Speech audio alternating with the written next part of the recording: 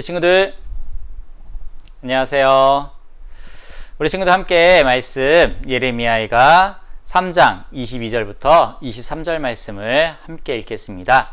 어른들이 많이 본 성경 구약 1147페이지에 있는 말씀, 그리고 우리말 성경 구약으로는 832페이지에 있는 말씀입니다. 먼저 어른들이 보는 성경 한번 읽고 그 다음에 우리말 성경으로 다시 한번 말씀 읽을게요. 여호와의 자비와 긍휼이 무궁하심으로 우리가 진멸되지 아니함이니이다. 이것이 아침마다 새로우니 주의 성실이 크도소이다. 아멘. 이제 우리말 성경으로 함께 읽겠습니다. 여호와의 인애하심이 끝이 없는 것은 그분의 긍휼하심이 끝이 없기 때문입니다. 그것들이 아침마다 새롭고 주의 신실하심이 큽니다. 아멘. 다시 한번 인사드릴게요. 우리 친구들 안녕하세요. 이렇게 또 만나게 돼서 정말 기뻐요. 목사님은 그동안 철인 3종 경기 훈련에 관련된 말씀을 먼저 나눴었어요. 열심히 훈련할 때마다 몸이 점점 튼튼해지고 체력이 강해지는 것을 느끼고 있어요. 그런데 안타깝게도 경기 코스 일부가 폭풍 때문에 무너져서 지금 보수 공사를 해야 된다는 나쁜 소식이 들려왔어요. 아무쪼록 경기가 열리기 전에 공사가 잘 끝났으면 좋겠어요. 우리 친구들도 이런 나쁜 소식을 들어본 적이 있나요? 이렇게 나쁜 일이 일어나면 실망하기도 하지만 감사하게도 우리는 하나님이 여전히 모든 것을 책임지신다라는 사실을 믿고 의지할 수 있어요. 하나님은 약속을 지키시나요?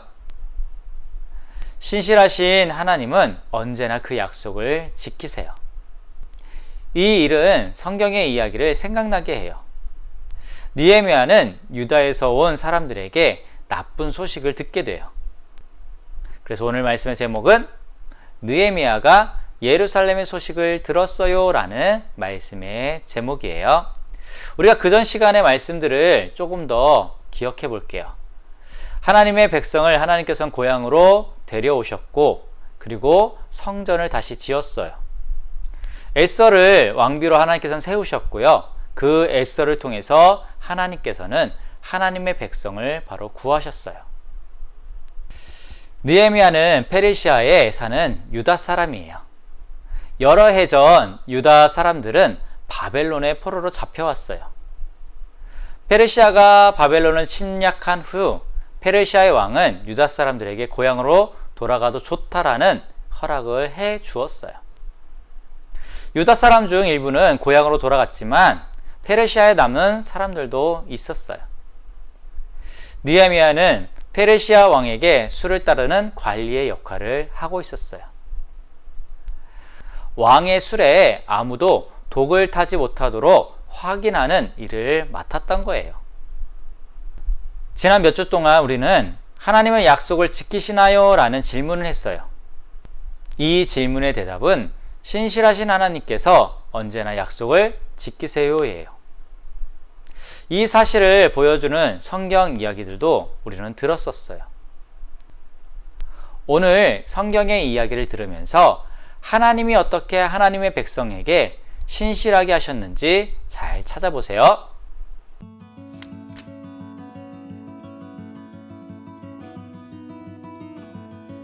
유다 사람인 느헤미야는 하나님의 백성이었어요. 페르시아 제국이 바벨론을 정복했을 때 고레스 왕은 바벨론에 살고 있던 하나님의 백성에게 유다로 돌아가라고 명령했어요. 하나님의 백성은 고향으로 돌아갔어요. 그런데 일부는 페르시아에 남았어요. 느헤미야도 페르시아에 남아 왕을 위해 일하고 있었어요. 어느 날 유다에서 온 몇 사람이 느헤미야를 찾아왔어요. 느헤미야는 유다와 예루살렘에서 사는 사람들의 소식을 물었어요. 안타까운 소식이었어요. 사람들이 큰 어려움을 겪고 있습니다. 예루살렘 성벽은 무너졌고 성문은 모두 불에 탔습니다. 느헤미야는 주저앉아 울었어요. 너무 슬퍼서 며칠 동안 아무것도 먹지 않으며 기도했어요. 하나님, 우리가 하나님께 죄를 지었습니다. 너희가 만약 죄를 지으면 여러 민족 가운데로 흩어버릴 것이다. 하지만 너희가 내게 돌아와 내 계명을 지키면 하늘 끝에서라도 너희를 불러 모아 내가 선택한 곳으로 데려올 것이다라고 모세에게 하신 말씀을 기억해 주십시오. 느헤미야는 왕의 시중을 듣는 동안에도 슬픔을 감출 수 없었어요. 왕이 느헤미야에게 물었어요. 네 얼굴이 왜 그리 슬퍼 보이느냐? 마음에 걱정이 있는 게 분명하구나. 느헤미야는 겁이 났어요. 왕 앞에서는 누구도 슬퍼하는 모습을 보여서는 안 되었기 때문이에요. 느헤미야는 왕에게 말했어요. 저의 조상이 살던 성이 폐허가 되었다고 합니다. 성문도 불에 다 허물어졌다는 소식을 들었습니다. 왕은 느헤미야에게 어떻게 하면 좋겠냐고 물었어요. 느헤미야는 하나님께 기도한 후 왕에게 말했어요. 저를 유다로 보내 그 성을 다시 세울 수 있게 해주십시오. 왕은 허락했어요. 느헤미야가 안전하게 여행할 수 있도록 편지도 써주었죠. 느헤미야가 유다에 도착할 때까지 무사히 통과할 수 있도록 사람들에게 보여줄 왕의 편지였어요. 또한 예루살렘의 성문과 성벽을 짓는 데 필요한 나무도 주었어요. 그리고 느헤미야를 보호하기 위해 자신의 군사까지 보냈어요.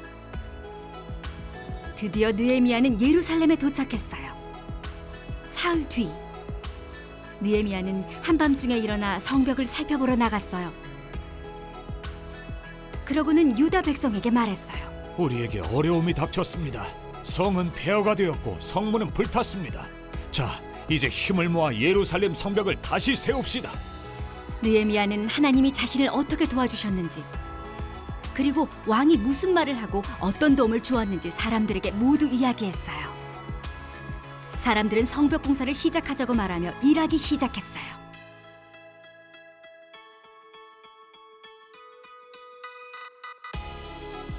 느헤미야는 하나님이 하나님의 백성을 보호하고 집을 주겠다고 하신 약속을 지키실 것이라 믿었어요. 예수님을 믿으면 하나님이 하나님의 백성에게 집을 주겠다고 하신 약속을 지키실 것이라고 확신하게 되어요. 예수님은 하나님께 온전히 순종하셨어요. 예수님이 십자가에서 죽으시고 다시 살아나셨기 때문에 우리는 예수님과 함께 하나님의 집에서 영원히 살 수 있어요. 예루살렘은 하나님의 백성에게 특별한 곳이에요. 예루살렘 성벽과 성문이 무너졌다라는 소식을 들었을 때 느헤미야는 어떤 기분이었나요? 성벽과 성문이 무너졌을 때에 하나님의 백성은 저거로부터 자신을 보호할 수 없었어요. 성벽과 성문이 무너졌을 때에 하나님의 백성은 적으로부터 자신을 보호할 수 없었어요. 느헤미야는 백성에게 하신 약속을 기억해 달라고 하나님께 기도했어요. 하나님의 백성이 예루살렘 성벽을 다시 세울 수 있도록 도와달라고 바로 기도했던 거예요. 느헤미야는 하나님이 그의 백성을 돌보고 거할 곳을 주겠다 하신 약속을 믿었어요. 하나님은 이 약속을 과연 지켰나요? 신실하신 하나님은 언제나 약속을 지키세요. 우리가 예수님을 믿으면 하나님은 우리를 하나님의 가족으로 받아주세요. 요한복음 14장 3절 말씀에 이런 말씀이 있어요. 내가 가서 너희를 위한 한 장소를 마련한 뒤에 다시 와서 너희를 데려가 내가 있는 곳에 너희도 있게 하겠다라는 말씀이 있어요. 예수님께서는 이 땅에 구원자로 오셨고요.